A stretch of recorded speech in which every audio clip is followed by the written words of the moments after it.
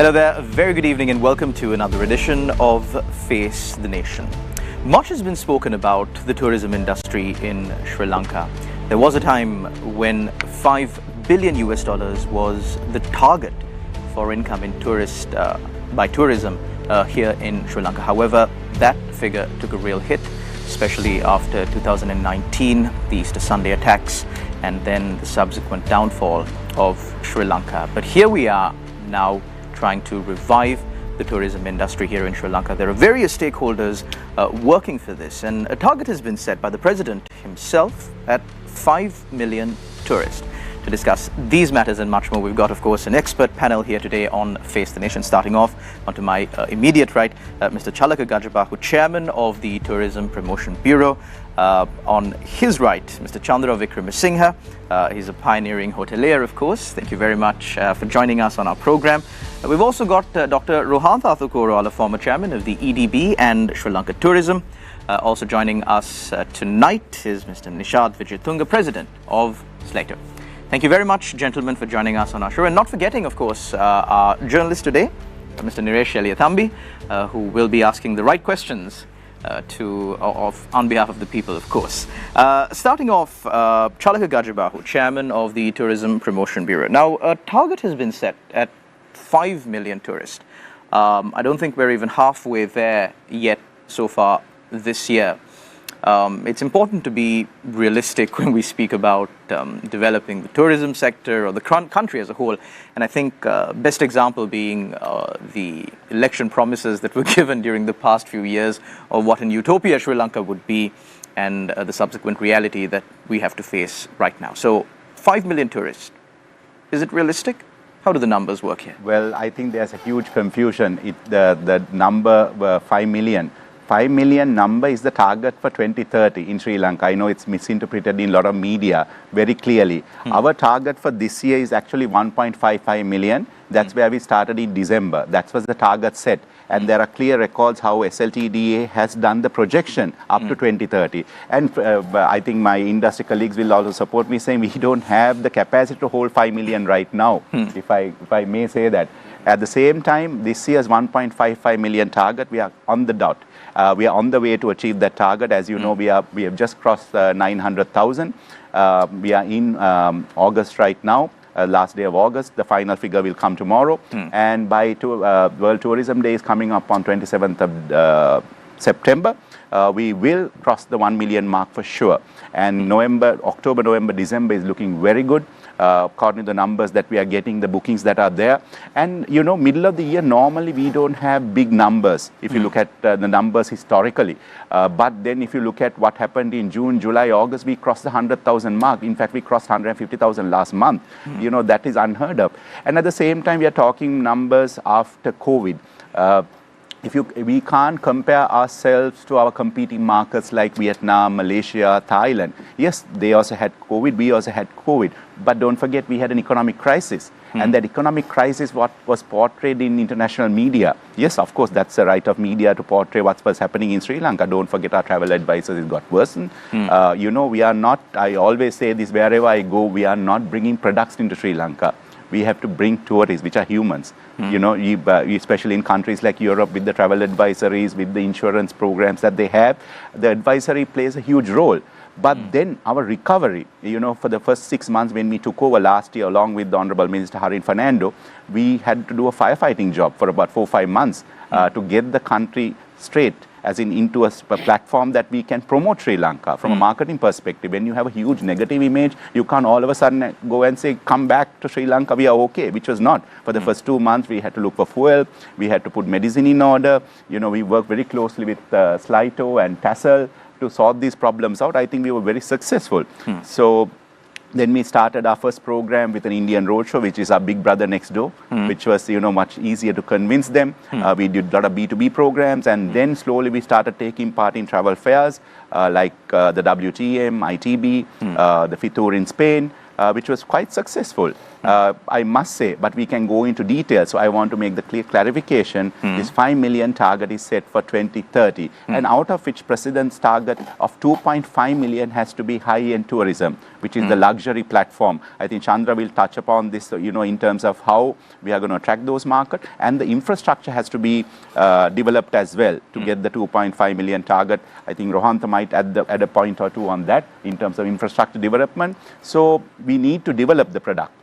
As of now, we can't accommodate 2.5 million high-end tourists in Sri Lanka. For example, we have only 9,000 rooms in Sri Lanka per day. So if you do the calculation, the maths, it doesn't add up. So there has to be a long development program, and that's why His Excellency the President, in his speech very clearly at the Yala Hilton opening, which is high-end resort, very clearly said to create platforms. For example, the Great Yala project, combining the Yala and Kumana and other projects like that. It's a long-term plan, a 5-year plan that we are coming into, and then investment programs also coming through. So that's a summary to your answer, to your question of 5 million. I hope I made very clear the 5 million target is the 5-year target. Definitely, Chalaka. Thank you very much. Of course, we'll get into detail during the next round, as this is just the opening round where we set the stage for the discussion that is to come. Moving on to our hotelier, Mr. Chandra Vikramasinghe. Now, speaking about the need to develop, there is always a need to invest more and more. And speaking of investment coming into Sri Lanka as far as the tourism sector is concerned, you have the private investments that come in, and then you have government that invests in massive projects. The government of Sri Lanka has always been known to invest in projects that are known as white elephants, or at least portrayed as this massive project that will bring in a lot of revenue to the country, but however, it doesn't quite add up. Let's just start off by speaking about one of those projects, which is the Nelum Kuluna, the Lotus Tower. Now, this project also was brought in as a tourist attraction. I believe there were plans to set up a restaurant on top. So speaking on the investment side of it all, in developing tourism in Sri Lanka, where do you think the government is at right now?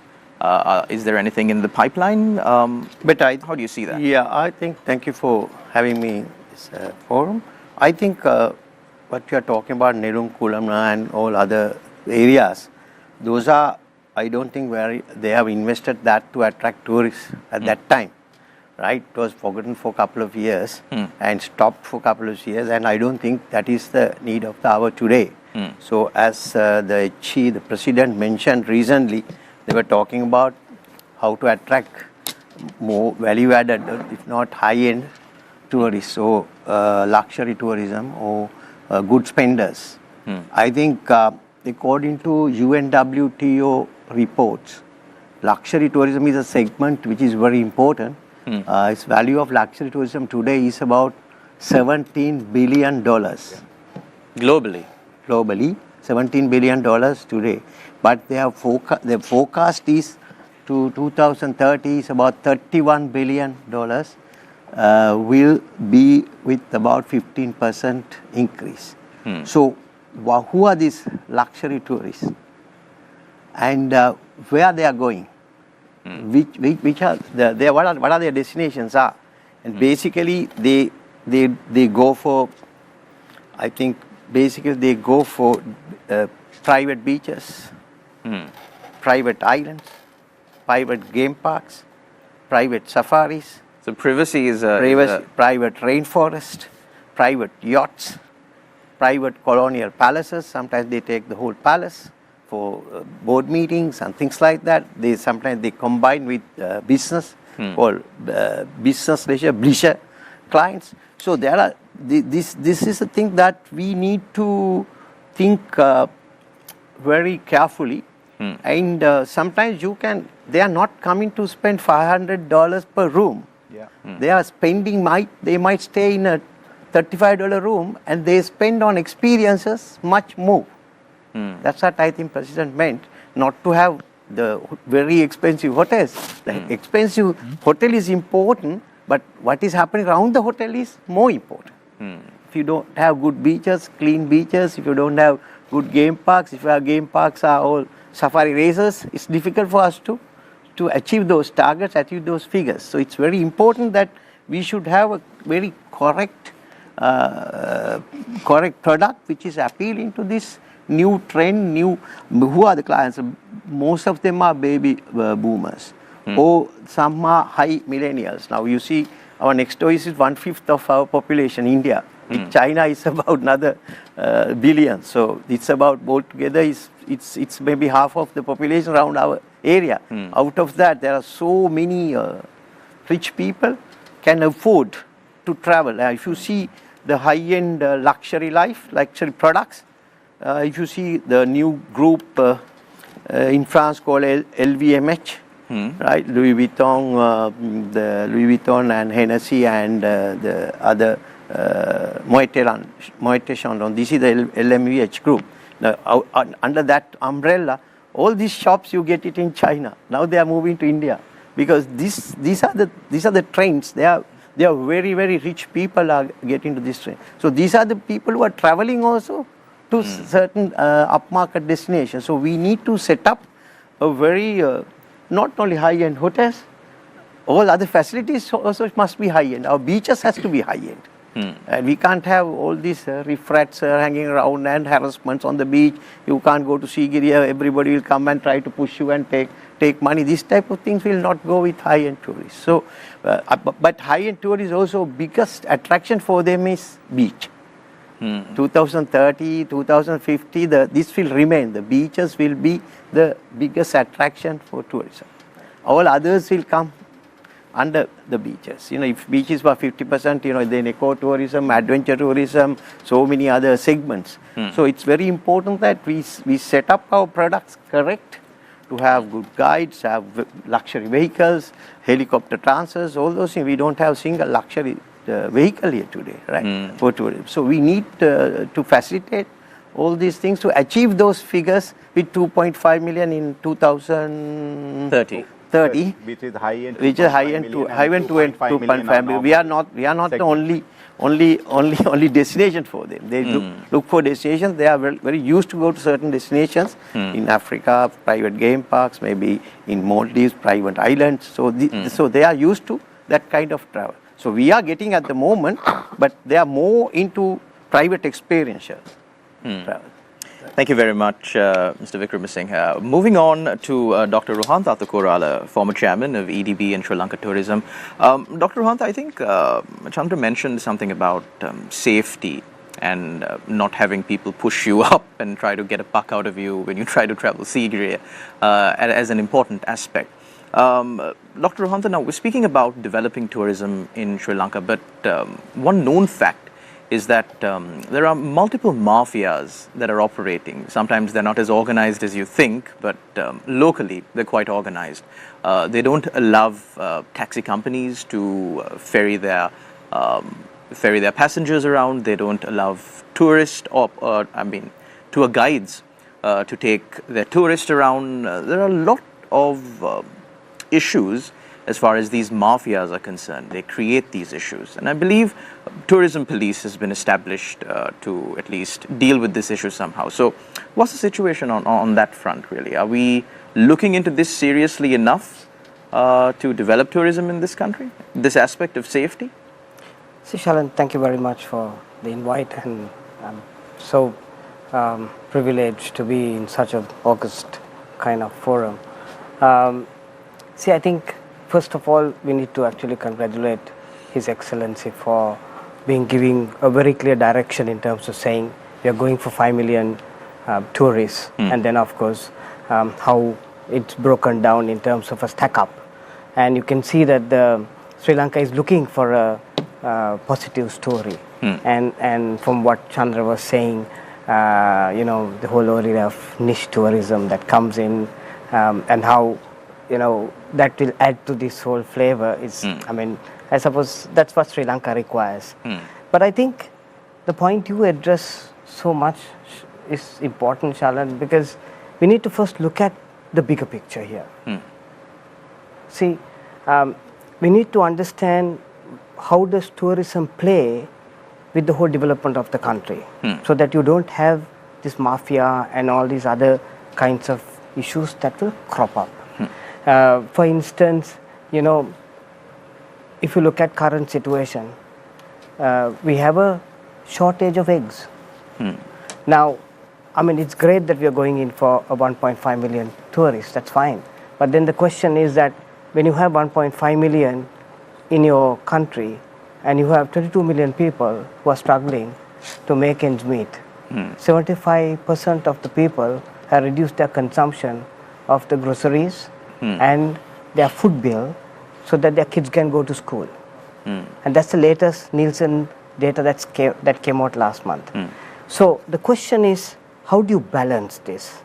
Because otherwise what happens is you skew yourselves to one particular industry and then the country suffers with regard to the basic living.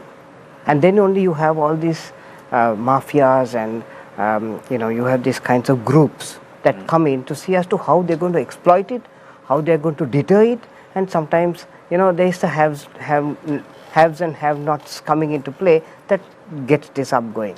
So the point I'm saying is that you have to take a balance between tourism and exports, manufacturing, because globally what we see is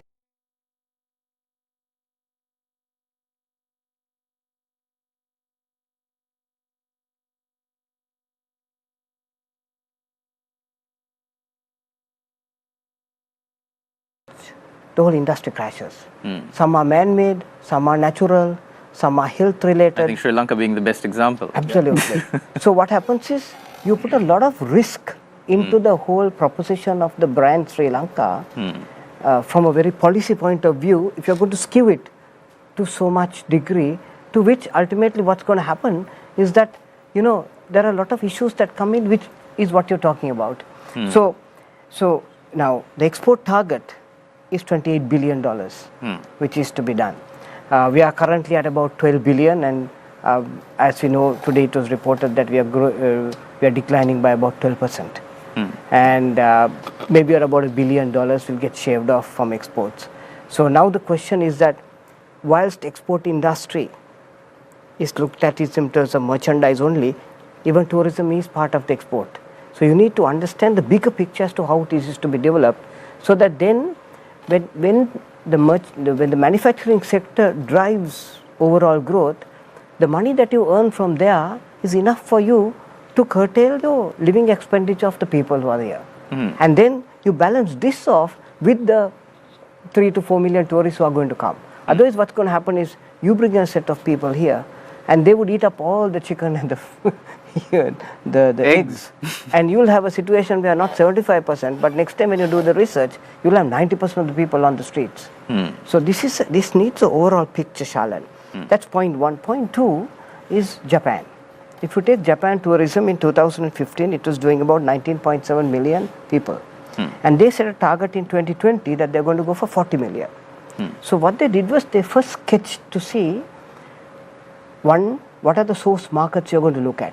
So they looked at what is East Asia going to contribute and what is the Western going to contribute. And then what they did was they looked at organic growth vis-a-vis how do you drive marketing, which Alaka comes from a brand marketing background. So he will explain how you funnel awareness to driving trial to ultimately getting the guys come through the funnel, so that it doesn't become, Shalan, where we are just looking up and saying we want 5 million tourists. But we target whom, which is what like Chandra was also talking about, and get the correct people. So there are 2 points to this 5 million. So the answer to your question, yes, if you don't have this planned kind of development, then you have these kinds of a lot of challenges that you see, like what you saw in Gaul also. Thank you very much, Dr. Rohantha. We'll discuss those matters in more depth, of course, as we progress in the show. Up next is the president of Slito Nishad, Vijayatunga.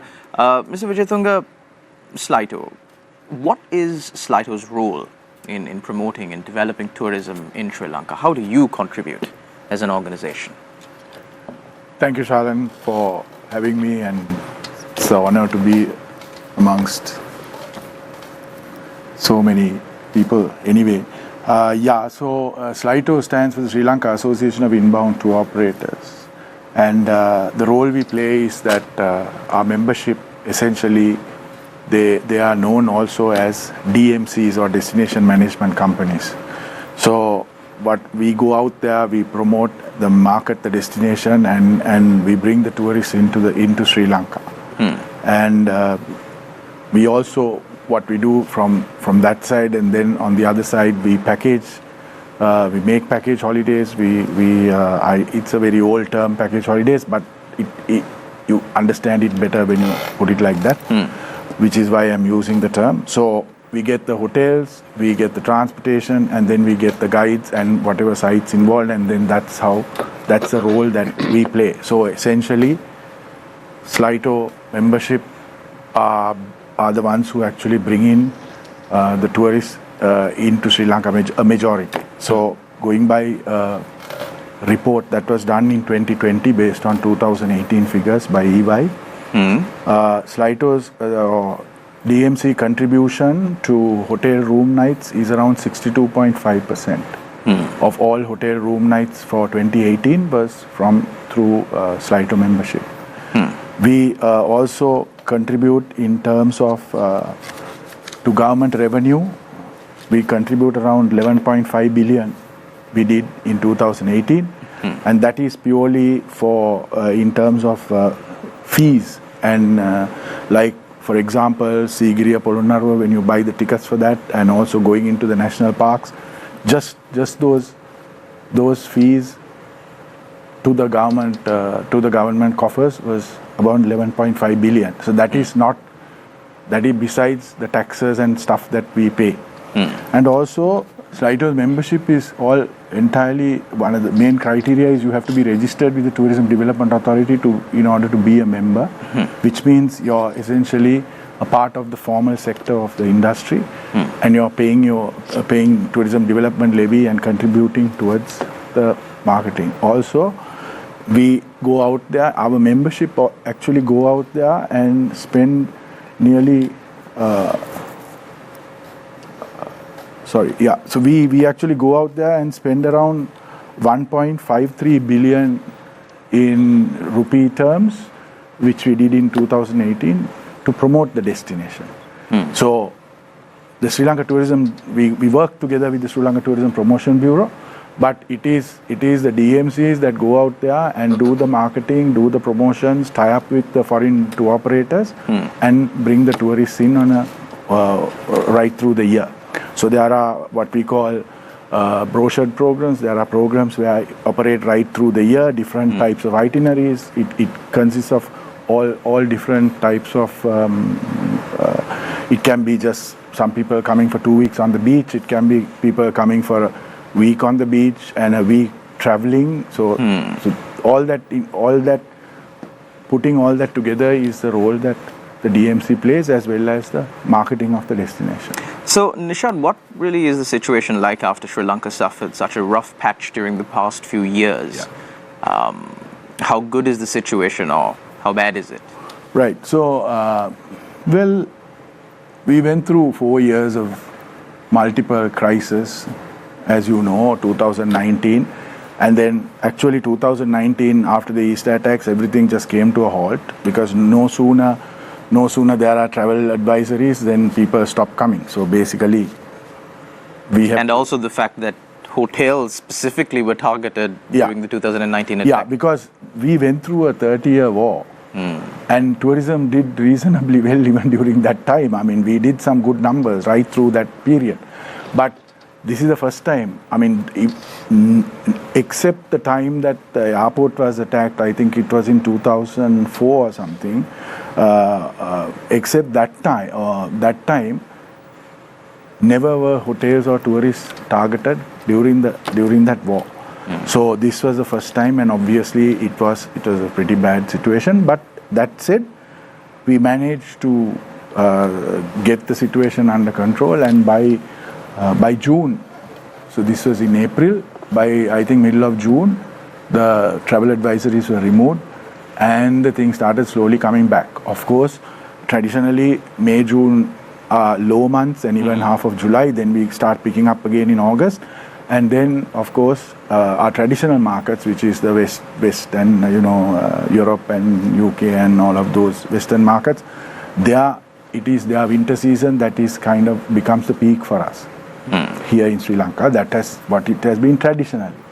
But also just before that, we saw with new markets opening up like China and India, we saw things happening right through the year. So at least we were hopeful that by in 2019, come November, December, things started slowly picking up. And actually, I think the January, February, March of 2020, we were really getting back to pre-2019 numbers. We're getting pretty close to it. And then of course COVID happened. Then came, so that was another 2 years, and then again around, I think about towards the end of October, November in 22, started picking up again. And then in 21. And then of course the economic crisis happened. And we still managed to get some numbers in up to about April, May, but then again the travel advisories came. So no sooner the travel advisories come, things stopped. And then of course things changed since about June, and then we went through the crisis, and I think Chalaka explained all what they did from June, which is fantastic, and I think the entire industry backed them, and we all were together in this whole process. And I think we did absolutely the right thing by going to India first, and we can already see the results. By November, December last year, we saw the results of going to India. India is our main market now, and also the numbers that we have been having from India are massive, especially on the MICE segment, which is meetings, incentives, conferences and exhibitions and events. So I think that was fantastic. And of course now, and then of course when we started off towards the end of 22, we had no seat capacity. We were having one Qatar flight a day. That has now gone up to 5 per day. Emirates was running only, I think Emirates was running maybe 2 or 3 flights a week. That is now, I think, at least a daily flight. We had very low seat capacity. End of the day, we are an island, so if we don't have seat capacity, then we can't expect tourism. So India then came in. We have almost all the carriers that were operating to Sri Lanka before COVID are now back and kind of getting into full steam. We even have Alliance Air, which is a budget airline of Air India, operating into Jaffna, and those flighs are full. The reason they are operating those is because the Jaffna airport can't take a A320 or a wide-bodied aircraft, so they can only bring in those small ATRs, and Alliance Air have those. So they started with, I think, two a week or something. Now they are already, I think within a matter of 3 to 4 months, they have gone up to a flight a day. So I think overall it's looking good. We have kind of come out of the woods to a great extent, and as to operators, we work with overseas, like I said, foreign tour operators, as DMCs, we work with foreign tour operators, and the numbers and the bookings that we are seeing for winter, I think we are pretty convinced that we are going to have a pretty decent winter season, which is at least one good winter season is something that we desperately need, not only for us. This is not for us, it's for the entire industry. And I think if we get that, then a lot of things will change, and we can already see that happening. And like Charaka said, this year, May, June, I mean, has been amazing. Unheard of. The numbers that we have been having in June, July, have been really good, and even September, October is looking fairly decent. China has already now come back.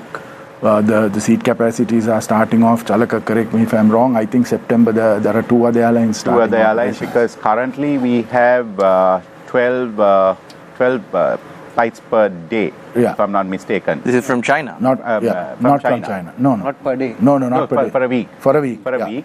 When the high-end number was there in 2018, we had 32. We had 30. So the seat capacity matters a lot. I think in 2018 we achieved 300 350,000. 300, yeah. Yeah, 350,000 from China. That's with 32 aircrafts per week right now. But the Chinese also recovering. Don't forget, they were the last to open in this April. And then we kind of jumped in the bandwagon because we were in the top 20 countries that they can travel as group travel. So we went into China, did a road show and get it going. We did now back-to-back 2 road shows there in China, covered about 6 cities, which is being very successful. Sorry, Nishad. So So what I was trying to say is China, they are, correct me if I'm wrong, Chandra, China is generally, there are very, very specific periods that they travel. One is Chinese New Year, which is February, and then the Spring Festival in October. So if we get this flight seat capacity up by in September, October, I think we'll see a fairly big number from China also in October, which is, so these non-traditional, not really non-traditional, they have also become a fairly very important markets to us like India, China. With those coming in, we are filling up those months that otherwise we were struggling in the past. So we would always say, December, January is absolutely peak season, then July, August there is a slight increase. But I think now, even in winter, we can see from the Western markets, we can see numbers picking up tremendously in February and March as well. And then with these other markets like India, China filling up the September, Octobers and also the May and Junes, it has really, we have become definitely a year-round tourist destination. No more off-season. We'll have a bit of off-season, but we are. I'm going to say no to that to Nishan, but we are a 365-day destination. Absolutely. We're going to position ourselves as only the season. No, that's very important. And also, you were talking about the East Coast. I mean, we have a 365-day beach because if it's right now, can you get like a 6-month-a-year beach? Yeah, we have no. So if you take the West Coast, you can't. You mean visiting the beach? Yeah, yes, exactly. There's some part of the country that you can go to, whether it's the east, the south, or the west. During the off season on the West Coast, we have the East Coast, and now the East Coast is also developed to a great extent. Of course, we are still lacking some capacity in there, but and also it needs to be marketed. Yeah. So if that happens, then even for beach seekers, we can offer something right through the year. Thank you very much, Nishad. Well, the floor is open for questions from our journalists. Niresh Elithambi, the floor is yours. Thank you, Shalan. And I'm going to ask Charlaka to enlighten us on what has been an elephant in the room for a long time, many years, in fact. The slogan, So Sri Lanka, possibly one of the worst marketing slogans ever dreamt up by humankind, I'm sorry to say, and it's been there for 5 long years now. I don't think it's added much to our branding, and I've heard this from multiple marketers, and I'm sure you're going to tell us not the story of So Sri Lanka, but what's happening with the new slogan. Yeah. And so when can we expect it? Okay, for the first time, thank you very much again. For the first time, I'm going to agree with a journalist 100%. Let me end the story there was So Sri Lanka. Let's keep that aside. If I ask the two of you, what does Sri Lanka stand for? What does Sri Lanka stand for as an image, as a destination? Your own thoughts, on your personal thoughts. Beaches, for me at least. Okay, for you? Experiences in a small area, which in other countries you would have to travel hundreds of miles. Spot on. So the brief that I gave this time under the guidance of the minister as well, the brief that I worked on for actually this is not a story that I am saying, these are stories that legends have said. I always say this, I think Nishad and them are quite familiar to this line when I talk about Steven Spielberg, George Lucas and Harrison Ford, where they spent quite a number of days in Sri Lanka shooting Indiana Jones and the Temple of the Doom, where Steven Spielberg called it a studio. That studio where I can get to the hottest place and the coldest in matter of hours, where you said in other destinations, if you look at a country like India, you might have to take a domestic flight, it will take hours and hours of journey time. But in Sri Lanka, you can look at a wild elephant, and within 45 minutes you can go and look at a whale. Where can, in the world, where can that happen? So the brief, the one-line brief that I worked on was, we are an all-in-one capsule minus the snow. It's an island. It's an island destination, and it was very well received. And then we went into a tender. Then Ogilvy, Felix Ogilvy, one of the biggest global agencies in the world, Ogilvy, and in Sri Lanka, they won the pitch. And they have come up with a slogan, but I do not want to call a campaign a slogan. Slogan is just a slogan. There has to be a marketing strategy behind it. Why you come up with this slogan without just saying so Sri Lanka or small miracle? Of course, in the past there has been decent lines or decent campaign, but never saw the light of day. That is for different reasons. Maybe it can be political, it can be personal, sometimes can be funding, there can be a lot of reasons. But for the past 15, 16 years, there has not been a clear positioning campaign for Sri Lanka. Why I say that is, I wouldn't say not 15, 16 years, forever. There has not been a position. If you compare ourselves again to our close by competing markets, Incredible India has been existent for 25 years. Truly Malaysia, Amazing Thailand. You know, all these are clear examples. You don't, just because the government change or a minister change or a chairman change, you don't change the slogan just for your personal liking. So, and again, like I said, I must talk about our minister. I'm not trying to be political here. He has a clear vision. We have to put our blueprint, our footprint down. Whether we'll be here today, we might not be here tomorrow. That's for different reason. But that footprint has to be created. We actually presented, now we are going to do this campaign in two stages, like Nishad and Chandra spoke of, in terms of the negative image we had, or we still have. Don't say that we are out of it. We are still in other international media channels. If you look at, I don't want to name them. Still in the trailers, what they show is what happened in April, May, June, July of Sri Lanka. Even if they have to show a positive message about Sri Lanka, they have to show the past. This was there, but then it's the eyes that, what people see, whether you're in UK, whether you're in France, or whether you're in India, what you see is what matters a lot. Like, that's why we are not bringing products, we are bringing humans into this country. So we need to be clear. So this campaign will be broken into two phases, which will be launched in September. The first phase is actually to say that we are safe and ready. Then that campaign is called Check-in. So that, actually the campaign was presented 2 weeks ago to His Excellency the President at the YAL opening, where a lot of delegates were there from the industry and including the American ambassador as well. And then we presented the thematic campaign that we are going to launch in January to this footprint that I'm talking about. I'm not going to say the line now. If I just say the line, I have to make a 1 hour presentation to you. That I'm not going to do. Actually, I had a roundtable discussion with some journalists yesterday. I was very clear, and actually we made the presentation to them. We made the presentation yesterday on a roundtable discussion on where we are, but it will be out very soon. You'll see it. I think it's going on tomorrow. In a lot of media, they'll carry it as well. To be very clear, the thematic campaign, and this all-in-one story, wellness, adventure, beaches, romance, weddings, no matter what, water, water sports, and we look at underwater, Sri Lanka. That's why I say again, all in one. That's my line. Over 140 shipwrecks in the country. During the World War and before that, the history that we have, 2,500-year-old culture, the history, and the 450 years of the Dutch, Portuguese, and the British heritage. There's so much to offer in a small capsule.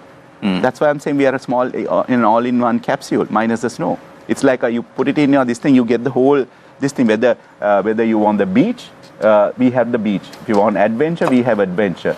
We have, for example, if you want sports, we have sports. For example, when we were in Melbourne, along with the Consul General, Mr. Sandit, we met Victorian Rugby, the Rebels, Melbourne Rebels. Actually, they were here yesterday in Sri Lanka to take the Sri Lankan brand forward. Actually, they selected 2 female rugby players to go and play for the Melbourne Rebels.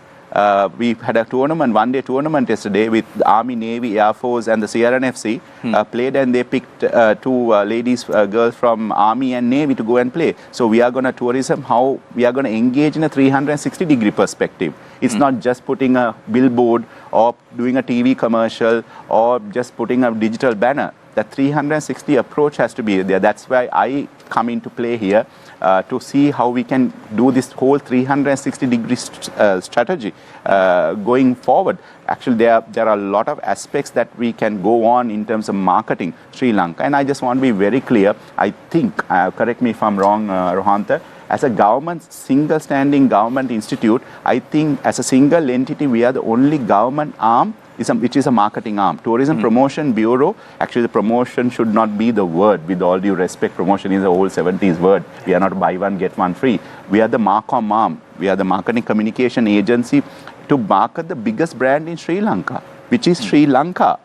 So that's the task that we have in hand. I think we have taken a baby step. Now we are going ahead with it. So hopefully it will work going forward. And not only when we come out with the campaign, we are just going to put it out and wait and see. We are going to appoint a research agency to see the success rate of it as well. So have you looked at focus group discussions on this? Because in the past, like you said, some very good slogans and campaigns just got derailed because a politician didn't like it. So politicians, even tourism professionals actually shouldn't be part of that. It should be coming from the consumer side. And have you got a proper... Absolutely, yes, we did a lot of research, because the thing is, the strategy is done in such a way, if you look at the numbers, 30% of travelers to Sri Lanka are repeat travelers. You know, they want to come back for more. So that's actually part of the line. Actually, the line, I'll tell you right now, but the line does not justify, because I'm just saying it, you'll come back for more. Because, you know, we are not a bucket list destination, and we are a 365-day destination. You must see the campaign in visual form, then you'll get the idea. Actually, I'm going to present to the advisory committee on Friday, and at the slide to AGM, I'm going to present it in Hambantota. Already we have received, whoever has seen it in the industry, along with the president, the minister, my board, has approved the campaign. So it's a collective effort. The thing is, when it comes to creativity, to keep strategy aside, creative can be, you know, for Nishad, it can be a different story. For Rohantha, it can be a different story. To Chandra, it can be a different story. But then we need that collective approach. You have to take that tough stance. Coming back to research groups, yes, we are working on it. We will put certain platforms. And then when we say global campaign, we are not going to go out for all 60, 70 countries right now. Yes, we have a decent budget, but we are not going to go spend 100 rupees in 60 markets.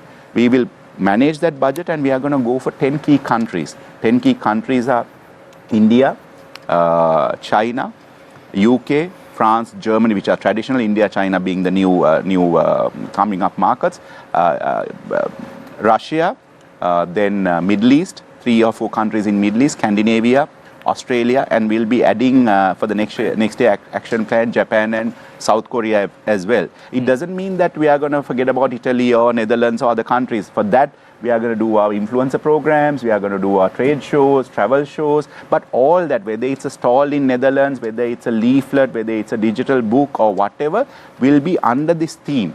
This whole thinking process will be adapted to this, whether we play cricket from a tourism perspective or whether it's a wedding that we are going to do. Very valid point that we made was, you know, if you look at India, you know, we are talking about this 5 million number coming back. When you're marketing also, you have to understand. According to stats, 45 million after COVID from India has traveled within a year. 45 million. You know, just imagine, I don't know, in 5 years' time, can we get 10% of it? They are our next door neighbor. That there itself is 4.5 million. You don't have to go into lectures of statistics. It's very simple. You have to have the correct target audience. And within that 45 million, also don't forget, India has the most highest earning middle class markets in the world. It's over 220 million, if I'm not mistaken. High end, because Indians are so focused.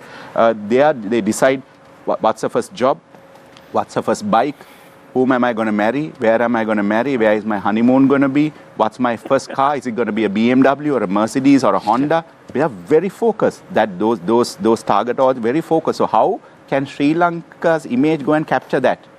Is a very key. We don't have to run around the world to get these numbers, the correct audience. The weddings, the private weddings, they come in charter flights from India. 200-300. They even bring their chefs and all that. They buy the whole hotel in one go. It's amazing. Same with China. You know, another area is MICE tourism, which is my colleague Tisum Jayasuriya, which is conventions. It's also picking up in a big way. A lot of multinational companies visited Sri Lanka this year within the crisis. I think Hero Honda, Alliance Group, big numbers, 400, 500. I don't know, Nisha, the number right now. 1,200, there were 1,200 and 800 and all that. Yeah, all that. So the thing is, like I said, we can't compare ourselves with Vietnam or Thailand or Malaysia, especially after COVID. They did not have economic crisis, that they did not have a black mark on their image. We had. And coming out of it, what we are doing right now has worked along with the ministry, along with the tourist board, along with Slito and Tassel. We are driving this forward in a very positive manner. Again, I'll sit with you one day if you want. I'll take you through the campaign, but it will be a reality within the next few weeks. The first phase is coming out in January. It's under production. It will come out in January. The thematic campaign, the proper positioning, and how we are going to take it forward to the world. Right. So let me ask Dr. Rohantha. Sri Lankans are policymakers in various industries. They have this habit of not looking at the rest of the world properly and thinking that we are, isolated and whatever we put out, people will come and buy. Who's our competition as far as tourism is concerned? Now that we are moving to this towards this higher market and 5 million, which countries would be our competition that we need to watch for? See, Naresh, if you really go to see, if you look at the global market in terms of tourism travel, and we are just looking at let's say even if it's 5 million, it's nothing, So yes, you have major competition coming from Malaysia. If you look at compactness, I work for artificial intelligence company, and when we do a competitor check, if you look at compactness, the country that comes out number one is Malaysia. But if you look at history, which is the prime reason as to why people would come, is what comes out from the reviews, the key competitor happens to be India. So for different reasons as to why people would come, your competitor would change. But I think what's most important right now is that tourism belongs to 22 million people. It doesn't belong to Tassel or Slito or the Tourism Promotions Bureau. How does this 22 million people support this government and the overall thrust of the country is what right now we need to do. The point that Shalan was making is so valid. Why would you want to kill a goose that lays the golden egg? You know that tourism is bringing you money. And like what Nishad explained, if they are bringing in 62% of the tourists into the hotels, they know that in the next 3 months, things look so positive.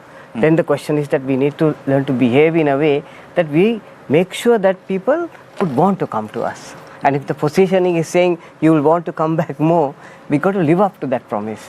So I think whilst you have this whole global marketing campaign going through, I think there should be also a campaign that focuses on the people inside the country, that they need to be responsible towards making sure that we live up to the promise that is communicated. And the point that Chalaka said is so valid. If you take India, even you had Modi coming in with a 63% mandate, he didn't change Incredible India. Same thing happened with Maldives. You have had successive presidents in Maldives, but the sunny side of life continues.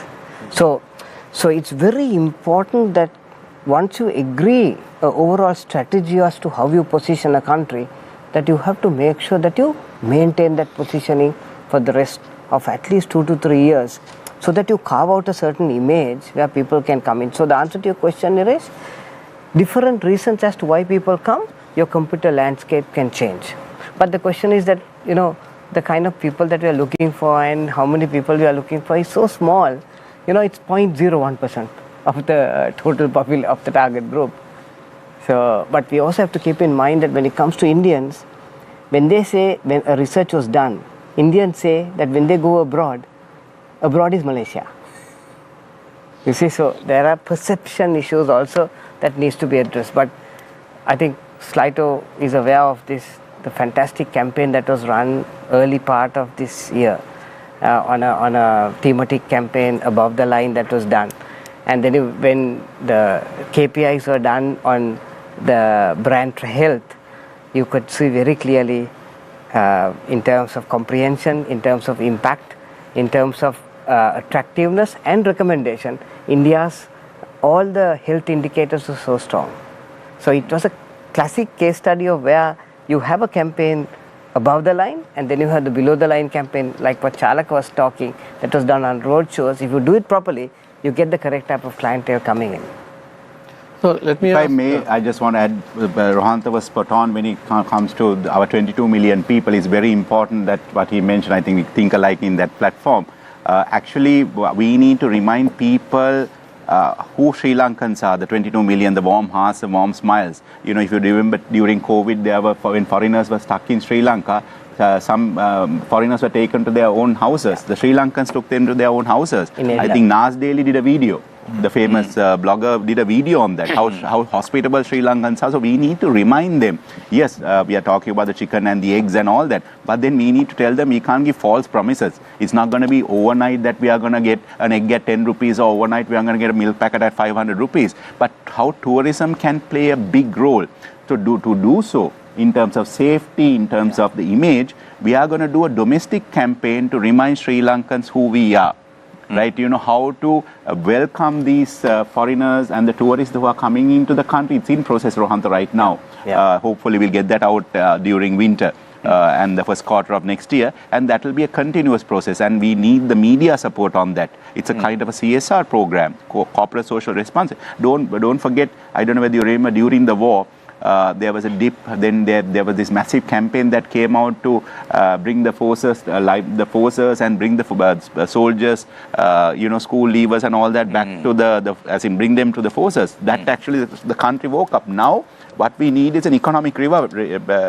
For that economic revival, we need to tell our 22 million people, yes, it's not going to happen overnight, but slowly. The gradual growth that we've had in terms of inflation and all that, no one thought 12 months ago we will be here right now. You know, we were almost 6 feet under, 9 wickets down for 0 runs. The last wicket gave a decent partnership. Now we are, I would say, without any fear, we are 100 runs for no wickets right now in the second innings, batting on. So we need to slowly build it up. It's a test match, it's not a T20. So we need to build it up. But the point there is, if I may add to what Chalaka is saying, is that we know that there is this whole concept of where people are going for over-tourism. Because, you know, the whole world had died down for 2 years now. So now there is a whole thrust where people are saying, I want to travel.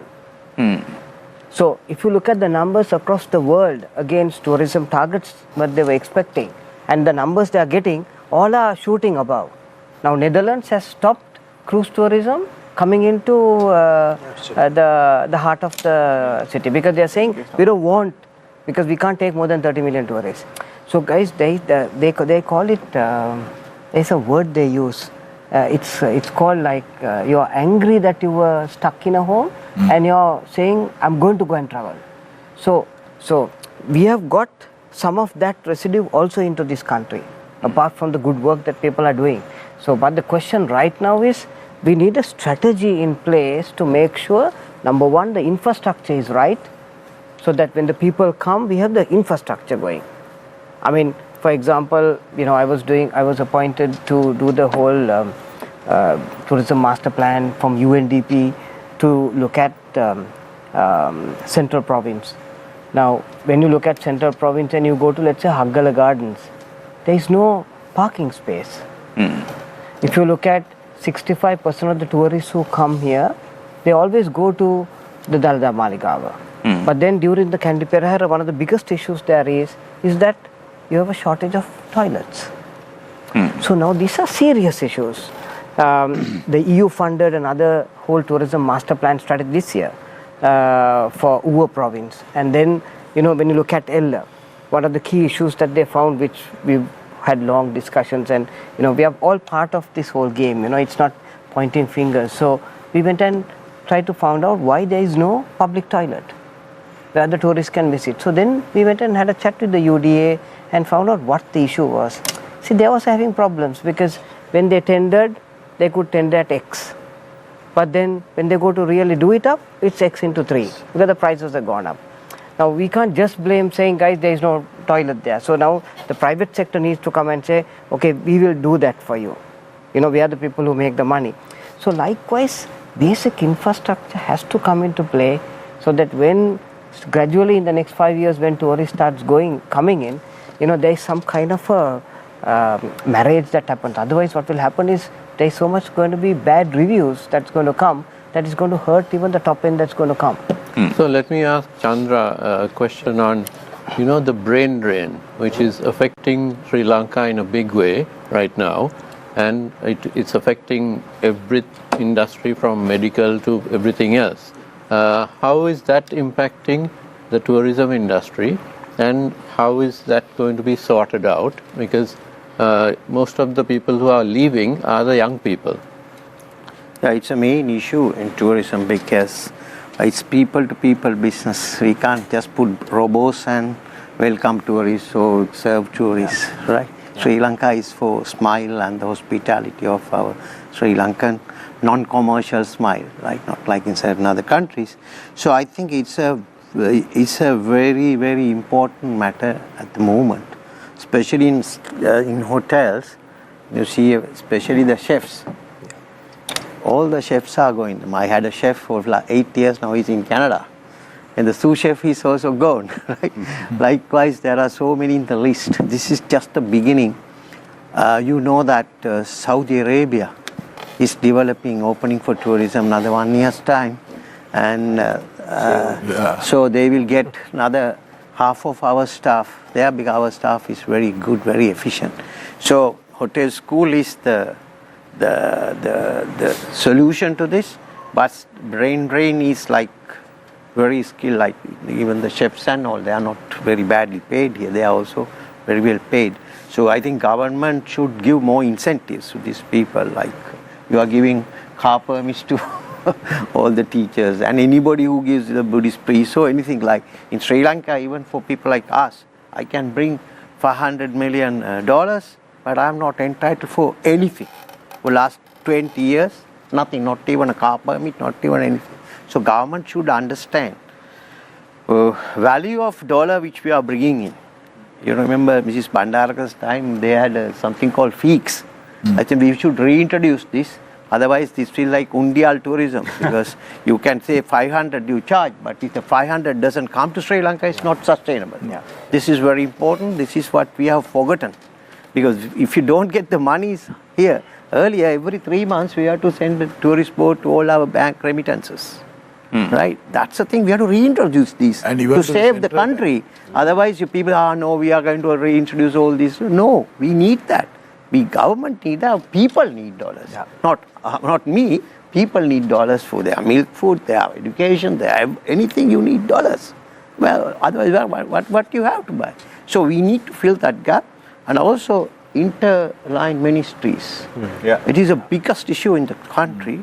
Tourism ministry, thanks to tourism, if you see the figures, 2018 figures, Cultural Triangle had got nearly about 4.5 billion rupees.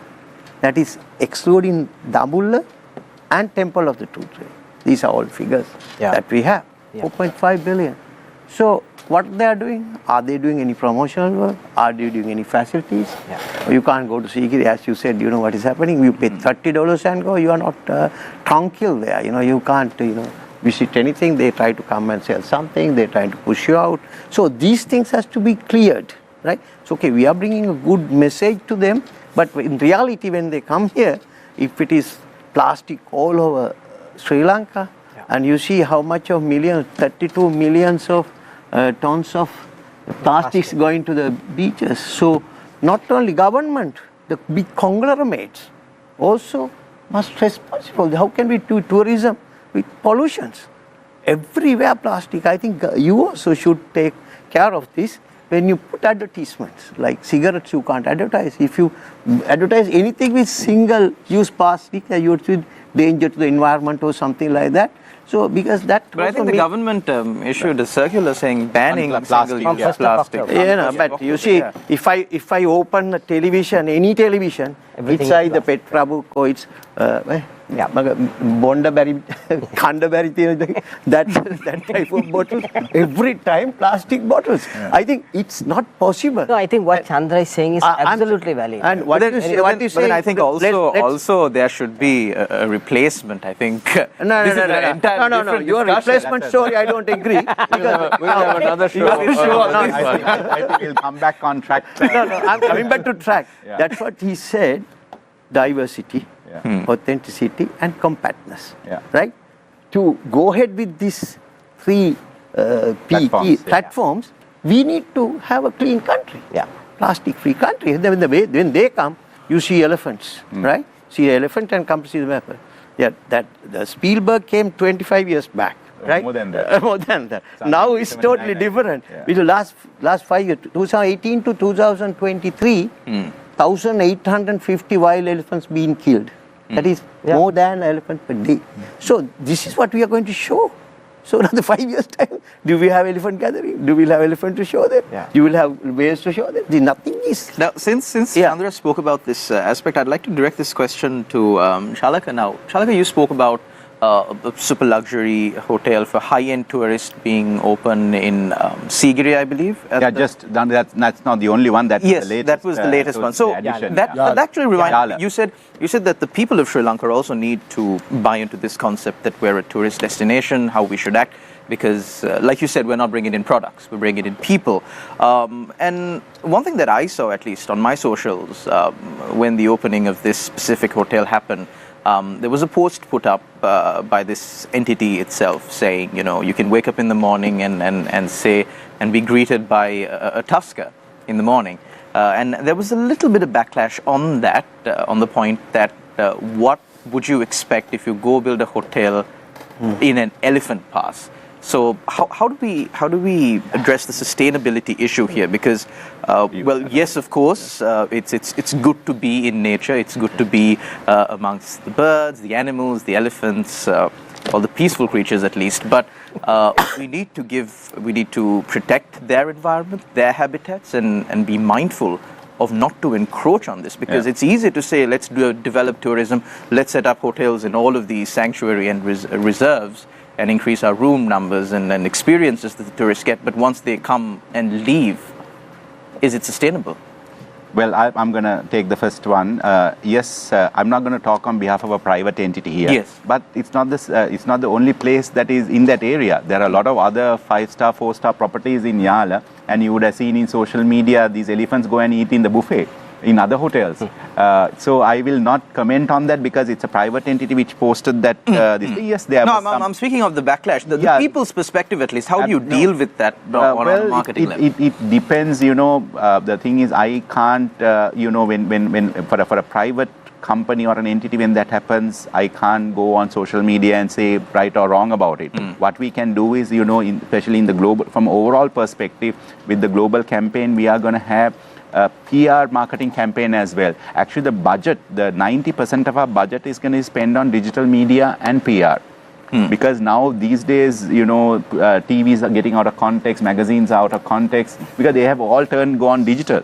So that's going to work out. I just want to add one more point. I think you asked Chandra in terms of the loss of HR, as in especially in the industry, how it's actually, yes, it is. But if I talk on behalf of my colleague Shiranta and his team, who's leading Slidham and the hotel school, they have come up with a short-term program in all provinces to get a 3-month program for 2,500 students, and it's going very successfully. And it was introduced to the president again in Yala as well. That is going very well. But then again, it's a double-edged sword. Our number one forex earner is foreign employment, but at the same time, we are having a brain drain. So where do you, it might be short term versus long term. Where do you strike a balance? Like I said, it's a double-edged sword. So we do not have even these 2,500. I think when we speak about brain drain, it's not just traveling overseas for employment. It's migrating entirely. Correct. That is the issue. Exactly. Yeah. The thing is this. Even this. How do you guarantee? Even they will do the diploma or the degree. They'll work in a international or a multinational firm here for a year. They will, like you said, they might go to Saudi or Dubai. So honestly, I don't know whether it's a salary structure or whether it's from a private sector perspective. That's something that we need to collectively look at and discuss.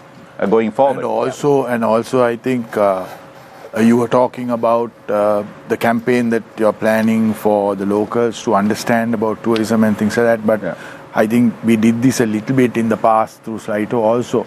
But I think it's important to also educate the people in especially tourism areas, how to encourage their children to actually come into the tourism industry, because there is sometimes there is a bit of a mental block. They don't want to get into the tourism industry. That is one of the issues we are having with regard to HR shortages of people and things like that. Chandra, I'm sure you'll agree. No, in the tea and the apparel industry, they did a campaign to increase the dignity of labor. So that, then people like to come and join in. But your question, Shalan, about this thing of whether you have encroached into forestry and see the sustainability of it. But the question is that anywhere in the world, this argument comes up. Even in Kenya, as soon as you had ABC brands coming in and they started setting up near the Mara and the Samburu, straight away this whole story came up. So those are strategic development decisions that had to be taken. But I also want to mention one thing. See, there are 28 approvals that somebody has to get before the construction happens, and it's a nightmare for somebody to come and build anything in Sri Lanka, right? So if somebody is doing something absolutely wrong, they always get caught up at some stage. I'm seeing this because we are hands-on on this industry.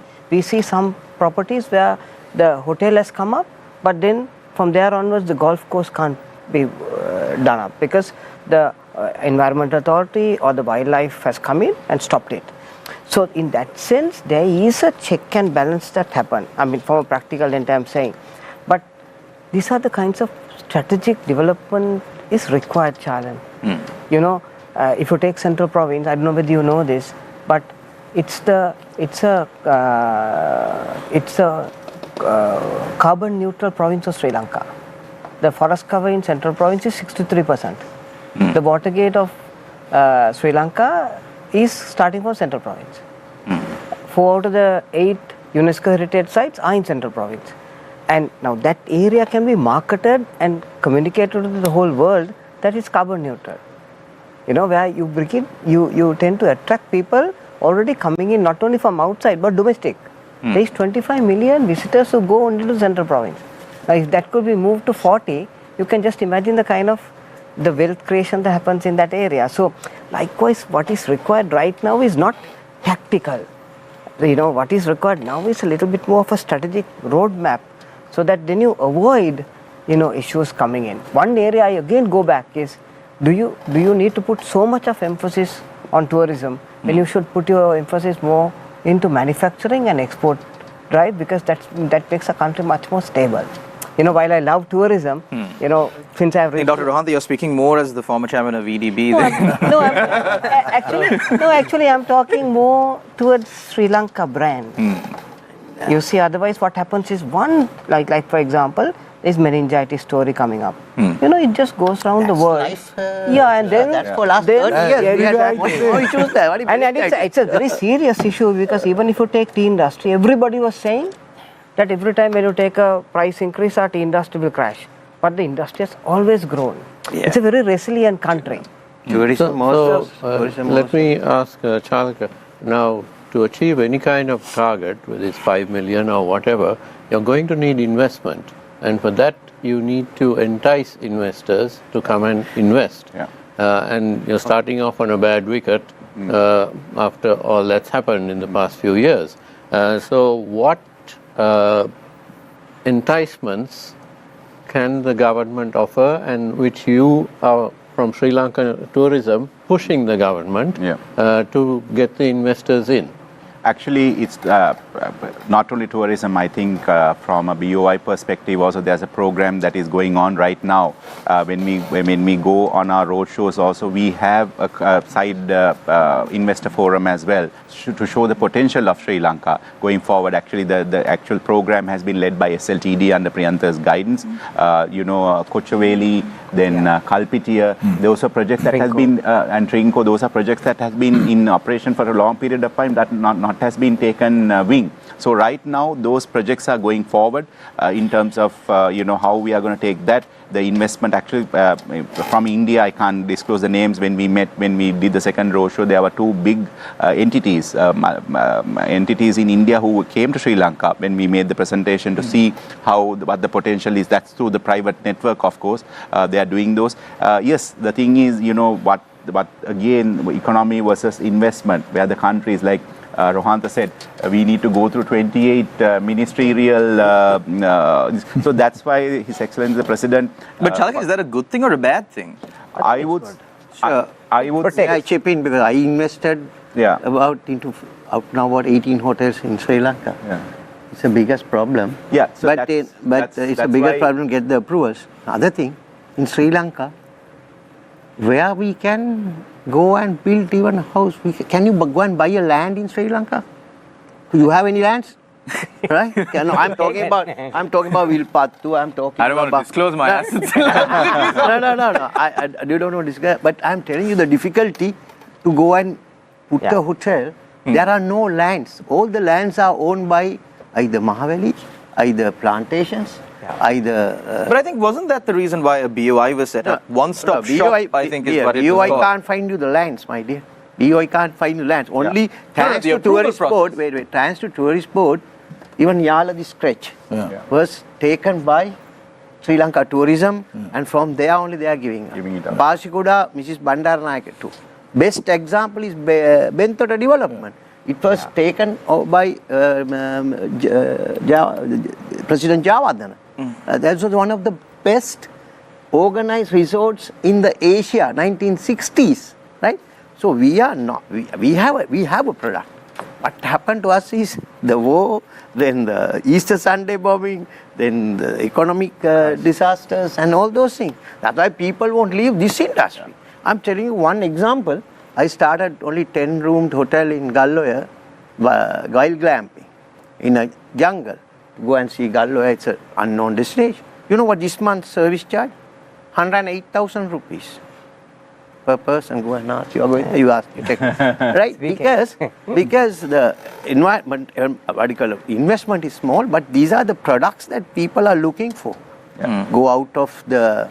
But that land, I'm very lucky. I got that land. It's the only private owned land. Now people are coming there. That guy buy land. No, either. All the lands are given 2 acres to Suvarnabhumi, Jayabhumi. These are all bribes.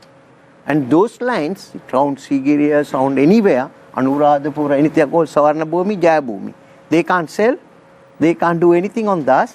I think then they can make a deed and do it is a forged stuff. So all these guys are not planting even a banana tree or a papaya tree. I think government should take those lands back and give it to the people to... A classic example is in Uva province. You have a beautiful area called Naramala. Beautiful, right? And everybody wants to go there, camping. But then straight away the wildlife and the environment has come and taken over and they've blocked it. And they said no, until all the rules and regulations are put where these guys are not going to put plastic, they've blocked it. So there is some kind of check and balances that has happened naturally. Yeah, Rohantha, I couldn't finish what I was saying. To answer to his question, the President has now formed an interministerial committee where wildlife, tourism, culture, a few others, which is again SLTDA's participation is there in a big way. So that is going to be, for example, when he was in Yala, he went to physically see what was happening. The biggest problem is, whether you go to Sigiri or Yala or Kumano, where the ticketing issue. We have an old 30, 40-year-old system to issue the tickets. It's not digitized. It's not a huge process. It can be done in a few months' time to digitize the whole ticketing system. It's a tough one. Yeah, because there are a lot of... digitize, it's out of order. The thing is, there are middle unofficial stakeholders. That's something that we need the middleman. You need to cut the middleman. Trains the tickets. The trains, yes, but when it comes to the national parks, the system is there. I think the issue is that they are still sitting and writing this whole thing without issuing the tickets, and the booking system is there. It was working. it works, then it suddenly breaks down. So these are the issues that need to be solved. That is our AR and that is FR. AR and FR. Yes. That Our is AR the- and FR has to go now. This that is AR the and FR introduced biggest by problem. British. There has to That's be what I was going to a say, for reform in everything. the process also has to The happen. whole process. For everything, Otherwise- that is the stumbling block. Yeah. Now, for example, Whether it's tourism, whether it's and also I'm really happy that the president has created this line ministry committee because it's a nightmare for tourism, for us especially as DMCs, because we are the guys who have to do the ticketing for the wildlife parks, for the various different sites, which all come under different ministries. So trying to get something sorted out, get something done is nearly impossible. Gentlemen, I think we've had a really productive discussion. However, time can has go on for hours. time has been flying, and we've been given a very strict deadline today. So let's get into the final round, where each panelist will get 1 minute, unfortunately today, because of the time constraints, to make their closing statement. Let's start off with the president of Slato. What is the way forward for Sri Lanka tourism, in your perspective? In my perspective, we need to look at moving forward as a sustainable destination. The way, and that is the only way that tourism can be developed. Because end of the day, what are we marketing? We are marketing the destination. What we are marketing in, and what we are selling to the tourist are the natural heritage that we have, like in terms of scenery, in terms of wildlife, in terms of whatever. So if we don't protect that, and if we don't protect the communities around that, and if they don't benefit economically from this thing, which is all part of sustainable tourism, so I think the focus should be on developing whatever the numbers. It has to be done in a sustainable manner. We have to do carrying capacity audits, especially in the very popular sites. I know Rohanta has done some work in Sigiriya, but those things can be adjusted by, very simple things. You can just adjust the opening closing time of a site and manage it. Or you can say locals, historically what are the times that the locals visit. You put a earlier time slot and say this time is for the foreigners. At the end of the day, take Sigiriya for example, a local pays 5 rupees or 25 rupees to go up Sigiriya. I think $100 now. Okay, $100, right. Big improvement. Foreigner pays $30, right?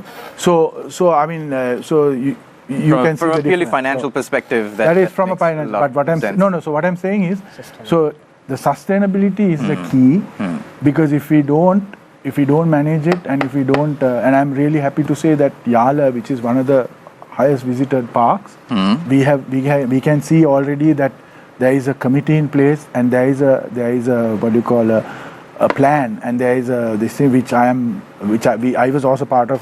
It was developed in 2016, but now it's being implemented. So hopefully we know, and I think the tourism, the master plan is also based on sustainability. Yeah. So that's what we need to look at. Numbers is one thing, but definitely sustainability is more important. Yeah. Thank you very much, Nishad Vijaytunga, President of Slato. We now move our attention to Dr. Rohanta Athakurala, former Chairman of EDB, more so today, and also former Chairman of Sri Lanka Tourism. Your time starts now. Just 2 points, Chalan. Number one is that, we love tourism. Tourism belongs to 22 million people. But I think there has to be a strategy how to balance exports so that you make Sri Lanka a little bit more stable. Otherwise, you are in very risky terrain. That's point one. And the second one is, it's not only tourism that talks to the world. We have Ceylon tea. 63 million people drink a cup of Ceylon tea. We have Gem and Jewelry. We have Ceylon Sapphire. Branding. Lady Diana's ring was made from Sri Lanka. Then we have Ceylon cinnamon, which is another GI related it has GI authentication from WTO against cassia.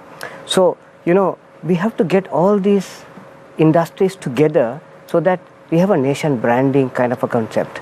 It's not a big thing, in very small ways, so that then the value of the brand can pick up. Right now it was 83 billion, it dropped down to about 70, 75 because of these issues. If you can bring it to 100 billion with all this, you'll see a flip side happening, just like what happened in Estonia. Thank you very much, Dr. Rohantha Athakorala. So your point of view is that we need a holistic approach to develop tourism rather than very specific approach. Thank you very much. Moving on our attention to Chandra Vikramasinghe, hotelier. Your time starts now. Well, what I have to understand is this industry is not controlled by the big conglomerates or the big investors. 85% are SMEs. Today, these SMEs are going through a very bad time financially. I went to the bank and said, no, we can't give you any loans anymore because this is the highest risky business that you are in. So, but when we were doing well, all the bank was behind us, pushing us to take this loan, that. Even all the SMEs got loans like that. Not that they didn't ask. Even we asked the bank managers come to your office and give you the loan, right? Now the time is bad, but you have to protect them. Otherwise, if you get this 5 million, where are they going to stay? 3-star hotels, homestays, all will be closed, restaurants. So government should step in and tell the banks, of course, we have to protect the banks first, otherwise we all go on, right? So there should be some, win-win situation, at least to reschedule this for 10 years or 12 years. No, you are old now, I can give you 5 years. Even straight rescheduling alone. So this is very, I think, very saddening story. But people like us, we are Sri Lankans, we have all seen 100% Sri Lankan investments, right? And all these conglomerates and all these guys invested, only the war is over. After war is over, only all these people came in. Now they are in big way. They are very good that they came. All these brands came. Even as management companies, they come without a lot of money, putting with a lot of money. But big companies like Anamthara, all these companies, they have put a lot of money. Ozo and Ozo. These are the only people who have invested a lot of money. Shangri-La. So these are very, very, very good investment. We have to bring more people like that than getting all these small villa operators and all those things where we don't see money coming to Sri Lanka. So we need to get maximum dollars. I urge the government to implement a system to get maximum dollars. Otherwise, somebody will come from the big bank and say $35 million kept outside. So these are not, we learned from that. So we need to not control, at least keep an eye on who is doing what, whether we are getting these dollars to Sri Lanka. Be more vigilant so that the money that comes in through all the hard work and promotion, of course, of the Sri Lanka Tourism Promotion Bureau also really goes to the people of Sri Lanka instead of just a select few. Finally, we turn our attention to Chalaka Gajabahu, Chairman of the Tourism Promotion Bureau. I think I have only 60 seconds on the dot, right? Yes. By the look of it, it's 22:59. Taken a lot of our time. Well, I'll cut it short. It's very simple. We are not an artificial nation. You're talking about Saudi. We are spending billions of dollars with Lionel Messi, putting up, a football league with Ronaldo and all of them to promote the country. Don't forget that Lionel Messi is the brand ambassador for Saudi. For all that. We are banned now. Yeah. So what I'm trying to say is we are a natural destination. Why do you have to pay Dubai Rugby Sevens or Hong Kong Rugby Sevens? There's so much. But in Sri Lanka, you can do all this. That's the image that whether it's a high end, whether it's a medium, whether it's a low. Because yes, we need the lower, we need the backpackers, we need to support the homestayers, we need the middle to the 3 to 4 star hotels, and then the high end as well. All that is important. That's how we are going to combine this 5 million. It's not that, one segment of the market that we are going to look at very clearly. And the positioning, the image of the country matters a lot, which we have not been able to achieve so far in the history of tourism, from a tourism perspective. And that's our challenge, that is the minister's challenge and my challenge, to somehow the brand Sri Lanka to the world and to show who we are. Thank you very much. Thank you very much, Chalaka Gajabahu, Chairman of the Tourism Promotion Bureau. Thank you very much, Chandra Vikramasinghe, Dr. Rohantha, as always, and Nishad. Thank you very much for joining us on our show. Thank you to our journalist, Niresh Eliathambi, and thank you very much to all our viewers for tuning in. As always, until we meet again, take care and God bless. Thank you.